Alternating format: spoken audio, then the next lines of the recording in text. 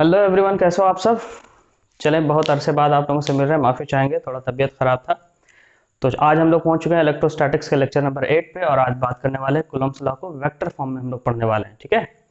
तो जैसा कि पिछले क्लास में आप लोगों को बताया गया था, कूलम्ब्स लॉ बड़ा ही इंटरेस्टेड टॉपिक है, और यहाँ पे हम लोग सीखते हैं कि दो पॉइंट चार्ज के बीच फोर्स किस तरह से काम करता है। ठीक है। तो चलें जल्दी से थोड़ा सा रिमाइंड करें कि हम लोगों ने देखा था कि अगर हमारे पास 2 पॉइंट चार्ज है, लेट अस सपोज ये Q1 है, दूसरा Q2 है, ये Q1 दूसरा Q2, और दोनों के बीच का डिस्टेंस R है। तो हमने देखा था कि फोर्स प्रोपोर्शनल होता है दोनों चार्ज के प्रोडक्ट का, Q1 Q2, और इन्वर्सली प्रोपोर्शनल होता है दोनों चार्ज के बीच का जो सेपरेशन है, यानी डिस्टेंस, उसके स्क्वायर का। ये प्रोपोर्शनैलिटी साइन हम हटाते हैं तो कांस्टेंट आता है K। ये इलेक्ट्रोस्टैटिक्स फोर्स कांस्टेंट है जो कि मीडियम पे डिपेंडेंट है। K मीडियम पे डिपेंडेंट है, यानी K मीडियम के साथ चेंज करेगा, K के चेंज होने से फोर्स भी चेंज हो जाएगा। और K का एक फॉर्मूला हम लोगों ने पढ़ रखा था, 1/4 pi epsilon not Q1 Q2 by R square. ठीक है। तो तेजी से चलते हैं, आज इस लेक्चर को आगे बढ़ाते हैं। ऐसे भी हम लोग काफ़ी स्लो हो गए हैं ना, तो काफ़ी तेजी से हम लोग को चलना है और समझना भी है। तो इस फॉर्मूले को हम लोगों ने कूलम्ब्स लॉ में पढ़ा, तो आप जरा गौर करो इस फॉर्मूले से कि एक न्यूमेरिकल वैल्यू है। 1/4 पाई एप्सिलॉन नॉट का वैल्यू आपको पता था, ये था 9 × 10⁹ न्यूटन मीटर पर कूलम्ब स्क्वायर। क्या था यूनिट के का? न्यूटन मीटर स्क्वायर पर कूलम्ब स्क्वायर, है ना। बाकी ये जो चार्ज आपका मैग्नीट्यूड दिया हुआ रहेगा, 1 कूलम्ब, 2 कूलम्ब, 5 कूलम्ब, 6 कूलम्ब, जो भी, और जो भी डिस्टेंस रहेगा, उस हिसाब से हम फोर्स का मैग्नीट्यूड को निकालेंगे, फोर्स कितना न्यूटन आता है। ठीक है। लेकिन एक सवाल है कि फोर्स का डायरेक्शन अपने को पता नहीं चला था। तो पिछले लेक्चर में, यानी लेक्चर नंबर 7 में, जिस कूलम्ब्स लॉ पे हम लोग बात किए, वो कूलम्ब्स लॉ एक स्केलर फॉर्म में था, मतलब having only magnitude but no direction, सिर्फ मान था, उसमें कोई डायरेक्शन नहीं थी। लेकिन जब हम लोग बात करेंगे कूलम्ब्स लॉ को वेक्टर फॉर्म में, तो यहाँ पे मैग्नीट्यूड के साथ साथ डायरेक्शन भी होना जरूरी है। अब आप सोचो, थोड़ा सा दिमाग लगाओ कि इस फॉर्मूले में हम यहाँ पे ऐसा क्या लिख दें, ऐसा कौन सा टर्म यूज करें जिससे फोर्स के मैग्नीट्यूड में तो कोई चेंज नहीं आए, लेकिन अपने आप को फोर्स का मैग्नीट्यूड के साथ साथ डायरेक्शन भी मिल जाए। सोचने वाली बात है। तो आप बोलोगे सर ऐसा तो हम लोग एक ही चीज पढ़े हुए हैं कि 1 से गुना करो, किसी चीज में मल्टीप्लाई करो, तो कोई फर्क नहीं पड़ता। लेकिन 1 को अगर हम डायरेक्शन के लिए यूज करेंगे तो वो वेक्टर फॉर्म में यूज होना चाहिए, क्योंकि वेक्टर में ही मैग्नीट्यूड के साथ डायरेक्शन आएगा। तो उसके लिए आप वेक्टर याद करो। वेक्टर के टाइप्स में फर्स्ट ईयर में मैंने बताया था आप लोगों को कि एक वेक्टर है यूनिट वेक्टर। यूनिट वेक्टर जिसका मैग्नीट्यूड 1 होता है, लेकिन उसमें डायरेक्शन भी है। तो अगर हम यहाँ पे यूनिट वेक्टर से मल्टीप्लाई करें तो ये मैग्नीट्यूड देगा, और वो वेक्टर डायरेक्शन के लिए रिस्पॉन्सिबल होगा, और फोर्स फिर वेक्टर के टर्म में लिख पाएंगे हम लोग। ठीक है। तो चलें डस्टर उठाते हैं और आज वीडियो को आगे बढ़ाते हैं, और कूलम्ब्स लॉ को वेक्टर के फॉर्म में कैसे पढ़ेंगे आज हम लोग देखते हैं। ठीक है। तो कॉपी पेन निकाल लीजिए और जल्दी से ईमानदारी के साथ पढ़ना शुरू कीजिए, बिना बिंदास होकर के। तो चलो सबसे पहले हेडिंग डालो, Coulomb's law in vector form. तेजी से समझते हैं। तैयार है आप सब? Very good. मान लेते हैं कि हमारे पास एक कार्टेशियन कोऑर्डिनेट सिस्टम है, XYZ सिस्टम। कौन सा सिस्टम? XYZ system. इसको 3 डायमेंशनल सिस्टम भी बोलते हैं। लेट अस सपोज ये एक्सिस X है, ये Y है, और ये Z है। एक्चुअल में Z बाहर की तरफ ऐसे है ना, बोर्ड से बिल्कुल परपेंडिकुलर इस तरफ से। और इस कार्टेशियन कोऑर्डिनेट सिस्टम में हम लोग 2 चार्ज को रख रहे हैं। ध्यान से समझेंगे बिल्कुल। एक चार्ज है Q1, दूसरा चार्ज है Q2। फर्स्ट चार्ज कौन सा है? Q1, और दूसरा चार्ज है Q2। Let us suppose Q1 को हमने A पॉइंट पे रखा और Q2 को B पॉइंट पे रखा। ठीक है। अब अगर हम इसको ओरिजिन मान ले तो Q1 का पोजीशन क्या है? पोजीशन के लिए हम पोजीशन वेक्टर यूज करेंगे। मान लेते हैं कि Q1 का पोजीशन वेक्टर है R1, सिमिलरली Q2 का पोजीशन वेक्टर है R2, और आप ये मान लें कि Q1 और Q2 के बीच का इनिशियल सेपरेशन R है। एकदम आराम से समझिए। अब यहाँ पे आपको बिल्कुल दिमाग लगाने की जरूरत है, ठीक है, क्योंकि अपने को फोर्स के साथ साथ डायरेक्शन भी चाहिए होगा। तो सोचें कि Q1 और Q2 के बीच का अगर इनिशियल सेपरेशन R है तो कूलम्ब्स लॉ तो काम कर जाएगा। 2 चार्ज के बीच का डिस्टेंस मालूम है, दोनों चार्ज के मैग्नीट्यूड पता है, एक Q1 है दूसरा Q2, दोनों के बीच का डिस्टेंस पता है, तो फोर्स निकल जाएगा। लेकिन उस फोर्स के साथ अपने को डायरेक्शन भी चाहिए। तो अब सोचो कि अगर Q1 Q2 पे फोर्स लगाता है तो फोर्स का डायरेक्शन इधर होगा, क्योंकि ये भी प्लस तो रिपेल करेंगे। Q1 किस पे फोर्स लगाया? Q2 पे। फोर्स का डायरेक्शन इधर हुआ। तो सबसे पहले फोर्स एक्टिंग ऑन किस पे काम किया? Q2 पे। तो 2 को पहले लिखेंगे, कौन लगाया, कौन सा चार्ज, 1 वाला चार्ज, तो ये फोर्स 2-1 हो गया, force acting on Q2 due to Q1। लेकिन वहीं अगर ये इस पे फोर्स लगाता है तो इस फोर्स का डायरेक्शन इस तरफ होगा, लाइक दैट, है ना। ये फोर्स किस पे काम किया, Q2 लगाया है Q1 पे, तो जिस पे लगता है force acting on Q1 due to Q2, इस तरह से लिखेंगे, ठीक है। अब अगर हम आपसे ये पूछें, फिगर को गौर से देखो और समझो, और आपसे जो पूछे उसका जवाब दोगे आप ईमानदारी के साथ। Q1 ए पॉइंट पे है, Q2 बी पॉइंट पे, ईमानदारी से बताओ F12 यानी force acting on Q1 due to Q2, इस फोर्स का डायरेक्शन किधर है, तो आप बोलोगे सर इधर है, ऐसे यहाँ से इस तरफ है ना। वो डायरेक्शन किधर है, बी से ए है या ए से बी है, तो आप बोलोगे सर इस फोर्स का डायरेक्शन बी से ए है, तो उसका डायरेक्शन ये हो गया, ठीक है।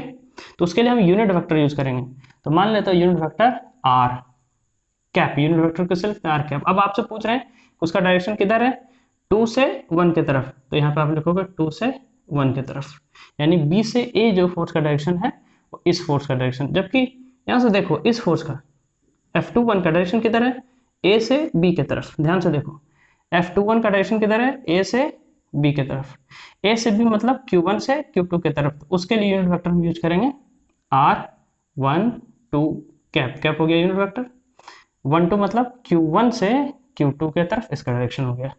अब इस चीज को हम लोग समझते हैं कैसे लिखेंगे, है ना। फिगर आराम से समझ गए हो, डिस्क्रिप्शन देखते हैं,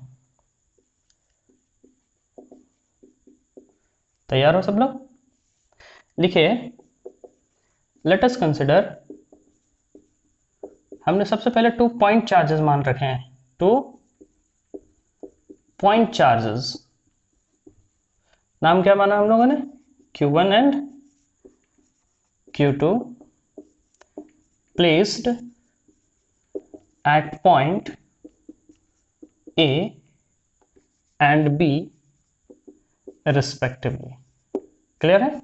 Q1 को किस पे माना, ए पॉइंट, सॉरी Q1 को ए पॉइंट पे और Q2 को बी पॉइंट पे, क्रमशः मतलब रिस्पेक्टिवली मतलब क्रमशः, Q1 ए पॉइंट पे, Q2 बी पॉइंट पे, किस में, इन कार्टेशियन कोऑर्डिनेट सिस्टम लिख सकते हो, 3 डायमेंशनल सिस्टम, या इन XYZ सिस्टम, शॉर्ट में चलेंगे, क्लियर है। अब चलते हैं आगे, थोड़ा सा समझिए, यहाँ पे आपको वो डिस्क्रिप्शन नोट कर लेना है जो आगे हम लोग जिसका सिंबल बस यूज करेंगे, बाकी चीजें यहाँ पे लिख लेते हैं तो आगे दिक्कत नहीं होगी, है ना। आप यहाँ देखो F12 जो है ये क्या है, ये फोर्स है एक्टिंग ऑन, किस पे लग रहा है, 1 वाले चार्ज पे, Q1, कौन लगा रहा है, 2 वाला चार्ज ड्यू टू Q2, तो उसको हम लोगों ने कैसे लिखा, force acting on Q1 due to Q2 को F12। सिमिलरली बताइए F21 क्या है, यहाँ पे हेयर करके लिख लेंगे, आप बोलोगे F21 हो गया force acting on Q2 due to Q1, चलो Z को थोड़ा छोटा कर दो, तेजी समझेंगे, 2-1 force acting on Q2 due to Q1, और R जो है वो सेपरेशन है बिटवीन Q1 एंड Q2। लेकिन हम लोग फोर्स के डायरेक्शन को यूज करने के लिए, फोर्स के डायरेक्शन को डिटरमाइन करने के लिए यूनिट वेक्टर यूज कर रखा है। यूनिट वेक्टर हम लोगों ने कौन सा यूज किया, अब देखें ध्यान से, R12 कैप जो है ये यूनिट वेक्टर है, यूनिट वेक्टर डायरेक्टेड टुवर्ड्स, अब बताओ इस यूनिट वेक्टर का डायरेक्शन किधर, आप खुद फिगर देखो और खुद बताओ, R12 कैप, R12 कैप ये Q1 से Q2 का डायरेक्शन है, तो ये किस फोर्स का डायरेक्शन हो गया, F21 का डायरेक्शन R12 बता रहा है, जबकि F12 का डायरेक्शन, F12 का डायरेक्शन कौन बताएगा, R21, R21 F12 का डायरेक्शन को बताएगा, ठीक है। तो R12 कैप यूनिट वेक्टर किसका हो गया, जो डायरेक्टेड है टुवर्ड्स Q1 से Q2 की तरफ, towards Q1 to Q2, clear है। फिर से समझिए, यहाँ पे काफी कंफ्यूज हो जाओगे आप अगर अच्छे से टाइम देकर के नहीं समझा आप लोगों ने, थोड़ी तबीयत खराब है, आप लोग पढ़ेंगे घर पे आराम से ईमानदारी के साथ, है ना, थोड़ी सी तबीयत की वजह से दिक्कत हो रही है, समझेंगे ध्यान से, बिल्कुल टाइम देंगे, ठीक है। हमने क्या कहा आप लोगों से, कि अब की बार हम लोग कूलम्ब्स लॉ को वेक्टर फॉर्म में पढ़ रहे हैं, और वेक्टर फॉर्म में मैग्नीट्यूड के साथ अपने को क्या क्या चाहिए होगा, डायरेक्शन चाहिए होगा। तो डायरेक्शन के लिए हमने यूनिट वेक्टर यूज कर रखा, ठीक है। तो सोचो, फिगर को सिर्फ देखो कि सर अपने को इस फोर्स का डायरेक्शन चाहिए F21 का, तो इसका डायरेक्शन ऐसा है इस तरफ, तो इसके लिए कौन सा यूनिट वेक्टर होगा, R12। बहुत लोग याद करेंगे यहाँ 21 था तो यहाँ 21 क्यों नहीं लिख दिया सर। देखो भाई 12 जो है वो Q1 से Q2 की तरफ गया, 12 बता रहा है कि Q1 से Q2 की तरफ ये डायरेक्शन, जबकि F12 का डायरेक्शन जो है फोर्स का वो Q2 से Q1 की तरफ डायरेक्शन, यहाँ देखो Q2 से Q1 की तरफ है ना, तो उसके लिए हम लोगों ने ये यूज कर रखा है। तो अगर यूनिट वेक्टर हम यूज कर रहे हैं R12 तो वो 1 Q1 चार्ज से Q2 चार्ज की तरफ है। सिमिलरली अगर R21 कैप लिखें तो ये हो जाएगा यूनिट वेक्टर डायरेक्टेड टुवर्ड्स, बताओ अब 2 1 इसका डायरेक्शन किधर है, Q2 से Q1, directed towards Q2 to Q1, Q2 to Q1, ठीक है। चले इसको नोट करें जल्दी से। अब हम लोग सीधा फोर्स पे बात करेंगे। किस पे बात करने वाले हैं, सीधा फोर्स पे। ईमानदारी से वीडियो को पॉज करें और आराम से नोट करें, फिगर के साथ। नोट कर लिया आप लोगों ने, वेरी गुड। अब चलिए फोर्स निकालते हैं। क्या निकालते हैं, फोर्स। ये डिस्क्रिप्शन यार फिगर को डिटेल में समझना, आप समझ रहे हो तो अच्छी बात है, नहीं समझ रहे हो तो नोट करोगे फिगर के बाद क्या क्या मेंशन है वहां पे। तो अब हम लोग क्या निकाल रहे हैं, force. Now we have to determine force, दोनों फोर्स, किसी एक को फोर्स को पहले समझो। अगर आप कहते हो कि सर हम पहले निकालेंगे force acting on Q1 due to Q2, ठीक है। आपको मैंने कहा कि कुछ भी निकालो, आप force acting on Q2 due to Q1 भी पहले निकाल सकते हो, या हम लोगों ने लिखा Q1 ड्यू टू Q2। तो बताइए force acting on Q1 due to Q2 को हमने लिखने का तरीका ऐसे बताया था, force acting on Q1 due to Q2 अभी डिस्क्रिप्शन में लिखा भी दिया। फोर्स का फॉर्मूला क्या है, K Q1 Q2 by R square, K की जगह 1/4 पाई एप्सिलॉन लिख सकते हैं, Q1 Q2, और इन दोनों चार्ज के बीच का दूरी क्या है, R का स्क्वायर हो गया। लेकिन अगर वेक्टर फॉर्म में लिख रहे हो, किस फॉर्म में लिख रहे हो, वेक्टर फॉर्म में, तो ये तो मैग्नीट्यूड दिया, डायरेक्शन भी होना चाहिए। बताइए आप F12 का डायरेक्शन किधर है, फोर्स को पहचानो, F12 यहाँ है, इसका डायरेक्शन इधर है ना, इस तरफ। तो इस तरफ कौन सा यूनिट वेक्टर डायरेक्टेड है, ये डायरेक्टेड है या ये डायरेक्टेड है। आप बोलोगे सर इस फोर्स के लिए ये रिस्पॉन्सिबल, ये कौन सा यूनिट वेक्टर हो गया, R21 कैप। तो R21 कैप बता रहे हैं इसका डायरेक्शन B से A की तरफ, यानी Q2 से Q1 की तरफ है। क्लियर है। सिमिलरली आपको बोले फोर्स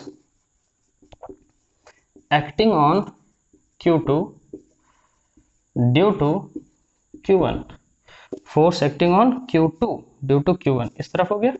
फोर्स का formula 1/4 pi epsilon not Q1 Q2 by R square, magnitude मिल गया। अब डायरेक्शन इसका F21 का डायरेक्शन, F21 ये फोर्स है, इसका डायरेक्शन इस तरफ है, इस तरफ कौन सा यूनिट वेक्टर डायरेक्टेड है, इन दोनों में देखो सर ये डायरेक्टेड है, ये इसका डायरेक्शन इस तरफ है, कौन सा है, R12 कैप।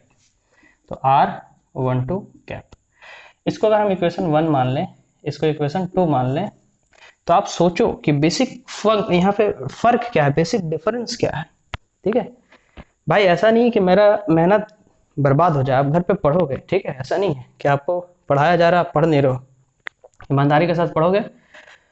हाँ, तो समझो कि यहाँ पे ये मैग्नीट्यूड तो बिल्कुल सेम है, ये भी यूनिट वेक्टर है, ये भी यूनिट वेक्टर है, सोचने वाली बात है। ये भी यूनिट वेक्टर है, कैप यूनिट वेक्टर को रिप्रेजेंट करता है, और ये भी यूनिट वेक्टर है, यानी दोनों का मैग्नीट्यूड भी सेम है। लेकिन फर्क क्या है कि ये 2 1 है और ये 1 2 है, ठीक है। तो जैसा कि आप लोग को बताया गया था फर्स्ट ईयर में, अब वेक्टर नहीं पढ़ोगे यार अच्छे से तो फिर दिक्कत होगा, है ना। आप लोग को बताया गया है कि अगर दो वेक्टर सेम मैग्नीट्यूड का हो लेकिन उसके डायरेक्शन अपोजिट है, तो आप नेगेटिव साइन देकर के दोनों को एक दूसरे के बराबर कर सकते हो, ठीक है। तो वही काम हम लोग यहाँ पे करने वाले हैं। तो यहाँ पे देख पा रहे here R12 cap and R21 cap both are equal in magnitude but opposite in direction,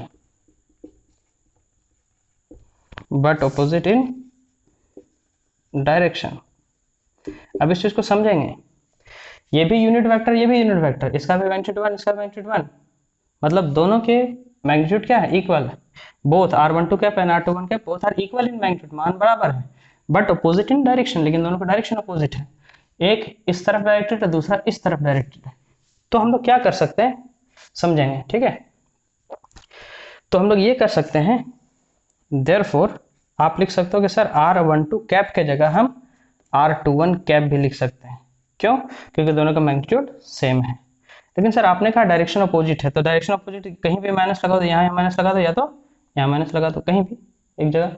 here negative sign represents that both are opposite in direction. Physics में नेगेटिव साइन डायरेक्शन को, पोजीशन को भी रिप्रेजेंट करता है, ठीक है। ये बात पहले हम लोग जान चुके हैं फर्स्ट ईयर में, जब हम लोग आमने सामने बैठ के क्लास कर रहे थे, ठीक है। अब चलो गौर करो, थोड़ा सा समझते हैं कि जहां R12 कैप होगा वहां आप R21 कैप भी लिख सकते हो, लेकिन नेगेटिव साइन लेकर के। यस और नो? जहां R12 कैप होगा वहां पे R21 कैप भी लिख सकते हो, लेकिन नेगेटिव साइन दे करके। तो सोचिए इस हिसाब से इक्वेशन 2 क्या होने वाला है।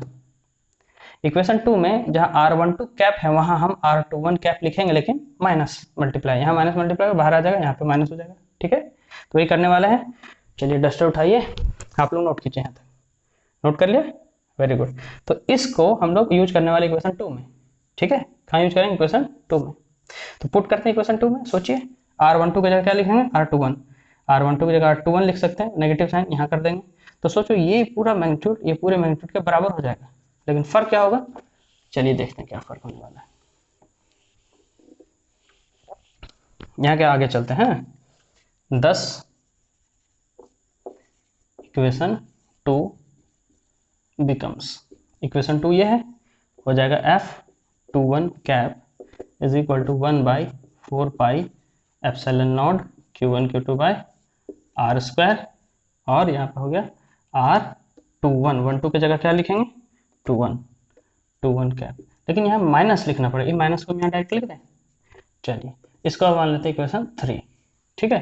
अब आप गौर करो, खुद से गौर करो, इधर उतार लोगे, ठीक है, वीडियो को पॉज करके उतारोगे, खुद से गौर करो। जो इक्वेशन 1 है और इक्वेशन 3 ये पूरा सेम है। ये इक्वेशन 1 में भी है, इक्वेशन 3 में भी है, बस फर्क क्या है, ये नेगेटिव साइन है। तो ये नेगेटिव को इधर भी कर सकते हो, है ना। तो अगर ये नेगेटिव हम यहाँ से हटा दें और यहाँ लिख दें, तो देखो कि ये इक्वेशन 1 का पोर्शन और इक्वेशन 3 का पोर्शन ऑलमोस्ट सेम है। तो क्या मिलता है, on equating equation first and third we get, आपको ये मिलेगा कि पहले F12 बराबर होगी F21 के। इक्वेशन 1 में F12 था, बराबर हो गया F21 के, लेकिन विद नेगेटिव साइन। अब ये नेगेटिव यहाँ क्या बता रहा है, देखो ये बहुत बड़ा कंसेप्ट है कूलम्ब्स लॉ का, कि हमेशा याद रखेंगे कि पहला चार्ज दूसरे पे जितना फोर्स लगाता है, दूसरा पे पहले पे उतना ही फोर्स लगाता है इन अपोजिट डायरेक्शन, ठीक है। तो यहाँ से क्या कंक्लूजन निकाल रहा है, कंक्लूजन, थोड़ी तबीयत खराब है दोस्तों, मेरी आवाज़ दबी हुई से लगती होगी आपको, पर फिर भी आप पढ़ेंगे, ठीक है। कंक्लूजन ये निकल रहा है कि कूलम्ब्स फोर्स में, शॉर्टकट में लिखो यार, both forces are equal and opposite, equal and opposite, ठीक है। अब इक्वल किस में है, इक्वल क्या है समझ लें इसको भी, इक्वल इन मैग्नीट्यूड, दोनों फोर्स का मैग्नीट्यूड सेम है, मतलब ये फोर्स इस पे जितना लगा रहा है उतना ही ये इस पे फोर्स लगाएगा। दोनों फोर्स का मैग्नीट्यूड क्या है, सेम है, ये दोनों फोर्स का मान हमेशा बराबर होगा, बट ऑपोजिट इन डायरेक्शन, लेकिन दोनों का डायरेक्शन क्या है, एक दूसरे से उल्टा, ये बात याद रखेंगे। Both forces are equal in opposite का मतलब क्या हो गया, इक्वल इन मैग्नीट्यूड, दोनों फोर्स का मैग्नीट्यूड बिल्कुल बराबर है, लेकिन डायरेक्शन, नेगेटिव साइन क्या बता रहा है, बट अपोजिट इन डायरेक्शन, इसके डायरेक्शन उल्टे हैं, बिल्कुल क्लियर है ना। और पिछले क्लास में, पिछले लेक्चर में एक बात और बताया गया था कि जब भी फोर्स काम करता है तो ये दोनों चार्ज के सेंटर से फोर्स काम करता है। कहाँ से, सेंटर से।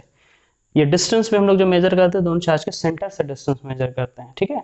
इस वजह से इसको सेंट्रल फोर्स भी बोला जाता है। आप यहाँ पे नोट करके लिख सकते हैं कि it is a central force and it is always acting along the line joining between two charges, दोनों जो चार्ज को लाइन ज्वाइन कर रहा है उसी लाइन के अलॉन्ग ही फोर्स काम करेगा, ये लाइन को हट करके कहीं और डायरेक्शन से काम करने वाला नहीं, इस वजह से ये सेंट्रल फोर्स भी है। ठीक है, तो ये था कूलम्ब्स लॉ वेक्टर फॉर्म में। ठीक है, अब आगे थोड़ा सा इसको in terms of position vector भी पढ़ लेते हैं, इसको आप नोट कर लें।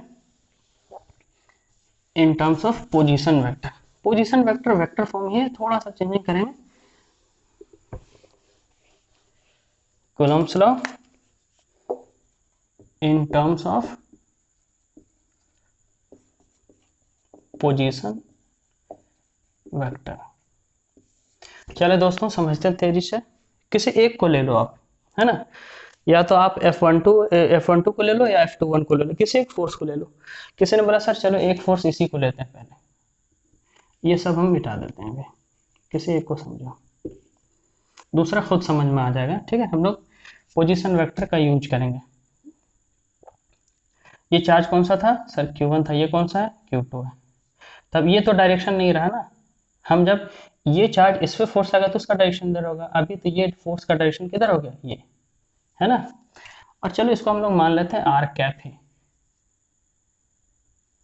ये डिस्टेंस आर है और ये डायरेक्शन के लिए हम आर कैप मान लो या 2 1 कैप मानो, जो जैसे माने थे 2 से 1 की तरफ डायरेक्शन हो गया F12 का। अब आप एक बात बताओ, इसको वेक्टर के टर्म में अगर लिखना चाहता हो लिख सकते हो, कोई दिक्कत वाली बात नहीं, यूनिट वेक्टर के टर्म में आप लिख सकते हो। थोड़ा सा सोचो, है ना, कि अगर इस फोर्स को हम लिखना चाहते हैं, force acting on Q1 due to Q2, है ना, बिल्कुल टाइम देकर के समझेंगे। Q1 पे फोर्स Q2 की वजह से, तो इस फोर्स को आप लोगों ने क्या लिखा, 1 2। सर फॉर्मूला पता है अपने को, K Q1 Q2 by R square या 1/4 by epsilon not Q1 Q2 by R square. तो ये दोनों चार्ज के बीच का डिस्टेंस आर है, तो हमने आर का स्क्वायर कर दिया। ठीक है, आर का स्क्वायर। अब सोचो थोड़ा सा कि अपने को डायरेक्शन चाहिए, कौन सा डायरेक्शन चाहिए, ये डायरेक्शन किससे मिलेगा, यहाँ पे पोजीशन वेक्टर के टर्म में हम लोग लिखने वाले हैं। तो सोचो ये पॉइंट O है, ये पॉइंट B है, ये पॉइंट A है, OB प्लस BA बराबर क्या होगा, OA होगा, है ना, बिल्कुल समझेंगे टाइम दे करके। OB, समझो कोई बंदा ऐसे गया, मतलब वो यहाँ तक ये नेट डिस्प्लेसमेंट, ये प्लस ये बराबर ये होगा, है ना, यहाँ प्लस यहाँ नेट डिस्प्लेसमेंट। अब वेक्टर नहीं पढ़ो भाई तो दिक्कत होगा थोड़ा सा, वेक्टर पढ़ो ना फर्स्ट ईयर में। तो सोचो ये इस आर का मैग्नीट्यूड हम निकालेंगे, है ना, डायरेक्शन के लिए हम क्या यूज किए हैं, यूनिट वेक्टर R2 कैप। तो चलो आर कैप अभी लिख रहे हैं, क्या लिख रहे हैं, इसको आर कैप मान लो। ठीक है, ये आर कैसे निकालेंगे, ध्यान देना थोड़ा सा, ये आर वेक्टर जो है एक्चुअल में यूनिट वेक्टर हम लोग ले रखे हैं, ये आर कैसे निकलेगा। तो सोचो फ्रॉम फिगर, एकदम आराम से, छोटा सा चीज है यार, बेसिक चीज है। फ्रॉम फिगर OB यहाँ डायरेक्शन दिख रहा है ना, plus BA, OB plus BA, head and tell rule पढ़ा ना, OB प्लस BA बराबर OA। OB किसके बराबर सर, R2 के बराबर। BA किसके बराबर, BA सर R के बराबर। और OA किसके बराबर सर, R1 के बराबर। अपने को क्या चाहिए, ये चाहिए सर, R चाहिए। तो R किसके बराबर हो गया, R हो गया R1 माइनस R2, ये R2 को उधर कर दिया, माइनस हो गया, R का मैग्नीट्यूड क्या निकल गया, R1 माइनस R2। तो सोचो इस R की जगह हम लिख सकते हैं R1 माइनस R2, है ना, क्या लिख सकते हैं, R1 माइनस R2। क्लियर है।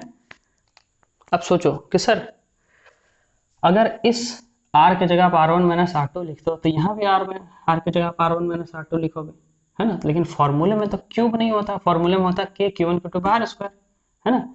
तो आप ऐसा लिख सकते हो कि इस R को अगर हम सब्सटीट्यूट करें तो आप लिख सकते हैं R1 माइनस R2 का whole cube into R1 minus R2। तो ये कट जाएगा, तो यहाँ R स्क्वायर बच जाएगा, R का स्क्वायर बच जाएगा, इसको काट दो, R1 माइनस R2 का क्यूब और R1 माइनस R2, तो एक कट जाएगा तो स्क्वायर बच जाएगा, यानी स्क्वायर के फॉर्म में फॉर्मूला था K Q1 Q2 by R square वाला फॉर्मेट आ जाएगा।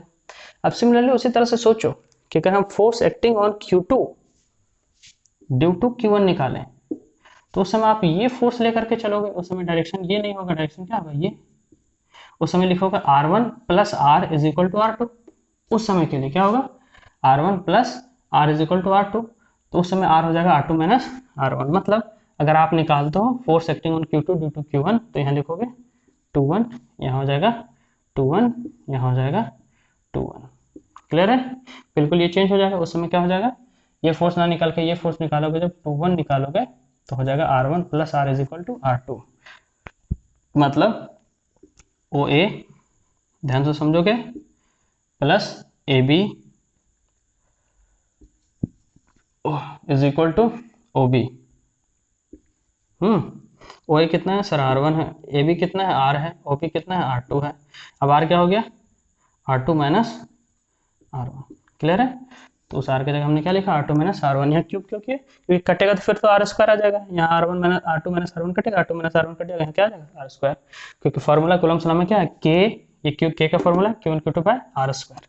तो अगर इस फॉर्मेट में लिखते हो समथिंग माइनस समथिंग, तो याद रखो कि वो कौन सा टर्म है, पोजीशन वेक्टर का टर्म है। ठीक है, तो चलिए कूलम्ब्स लॉ को हम लोग वेक्टर फॉर्म, पोजीशन वेक्टर का फॉर्म पढ़ा, याद रखो, उसको भूलोगे नहीं, नोट करना है तो नोट कर लो।